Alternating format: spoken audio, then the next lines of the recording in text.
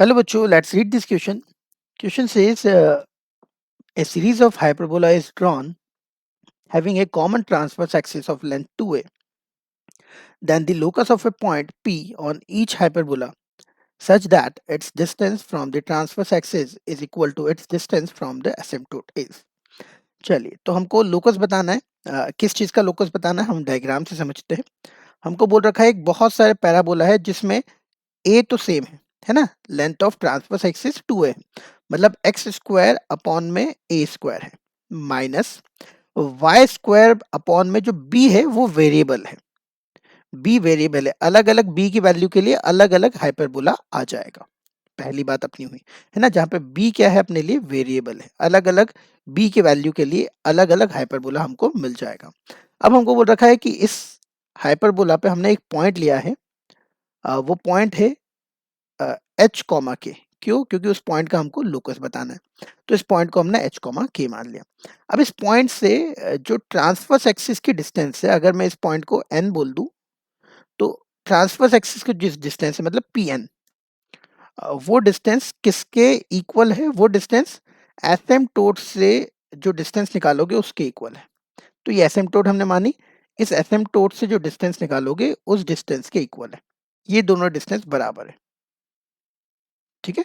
तो इसको मैं m बोल देता हूँ। चलिए इसको अब हम सॉल्व करते हैं। तो हमको बेसिकली ये बोल रखा है P N is equal to P M. अब एसिम्पटोट की इक्वेशन क्या होगी? सबसे पहले तो मैं पी एन निकाल लेता हूँ, जो काफी इजी है। पी एन हो गई हमारे पास के, है ना, यहाँ से लेके यहाँ तक की डिस्टेंस के हो गई। उसके बाद मैं पी एम निकालने के लिए पहले एसिम्पटोट की इक्वेशन लिखता हूँ, इक्वेशन ऑफ एसिम्पटोट,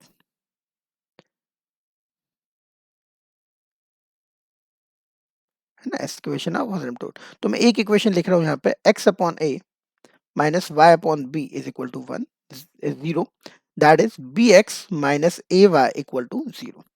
अब मैं इस पी पॉइंट की डिस्टेंस निकाल रहा हूँ यहाँ से, that will be equal to mod of, इस पी पॉइंट को हम यहाँ पुट करते हैं तो B H minus A K divided by under root of A square plus B square का मॉड। अब हमको बोल रखा है कि ये दोनों डिस्टेंसेस एकदम बराबर है, तो हम बोल सकते हैं P N is equal to P M.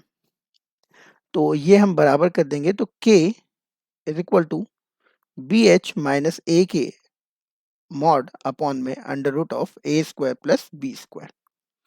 अब यहाँ पे जो b है वो वेरिएबल है, मतलब हमको कहीं ना कहीं b को एलिमिनेट करना पड़ेगा। अब b को एलिमिनेट करने के लिए हम लोग क्या कर सकते हैं कि ये वाला जो पॉइंट है, इस पॉइंट को हम इस हाइपरबोला में भी पुट कर सकते हैं। तो यहाँ से हमारे पास आ जाएगा H square upon A square minus K square upon B square equal to 1।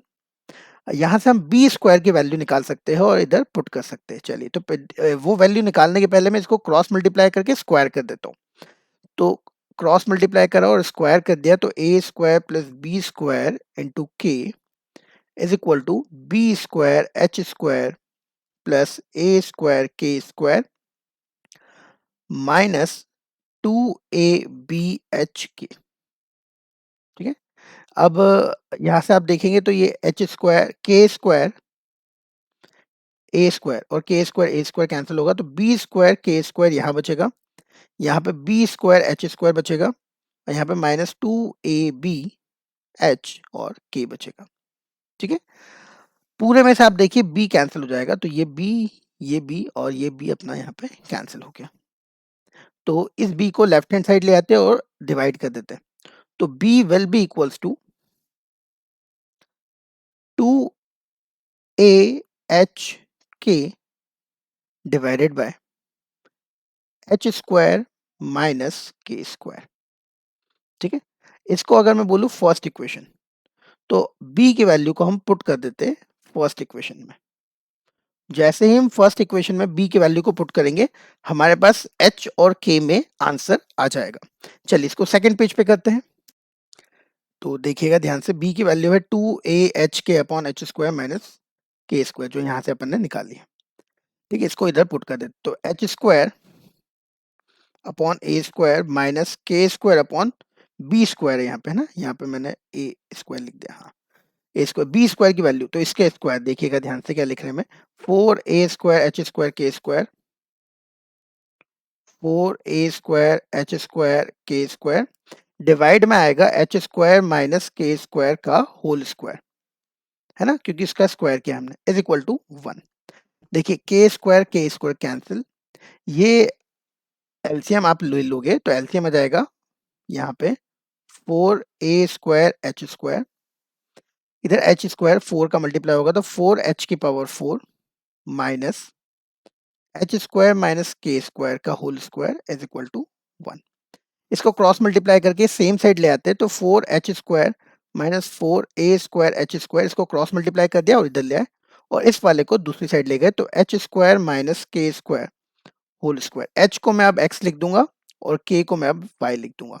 तो यहाँ से h² a² 4 कॉमन भी आ रहा है, उसको कॉमन ले लेते हैं तो 4x² कॉमन आ रहा है, यहाँ बच रहा है 1 minus a² is equal to x² minus y² का होल स्क्वायर। देखते हैं ऑप्शन कौन सा हमारा मैच कर रहा है। तो x² माइनस y² का होल स्क्वायर तो चार ऑप्शन में है, 4x² यहाँ कॉमन आ रहा है, देखिए ध्यान से, और x² माइनस a² यहाँ पे आ रहा है। हाँ, तो बिल्कुल यहाँ पे भी पावर 4 थी, मैंने पावर 4 नहीं लिखी, ठीक है, तो यहाँ x² बच जाएगा, है ना, क्योंकि पावर 4 थी। तो ऑप्शन नंबर ए इसका बिल्कुल करेक्ट आंसर हो गया, है ना। आप एक बार फिर से देख लीजिए, ये h की पावर 4 था, मैंने h² लिख दिया था, तो h² कॉमन आएगा, एक x² बच जाएगा, ठीक है। तो इसका आंसर हो गया option number A. I hope आपको ये समझ में आया होगा। Thank you very much.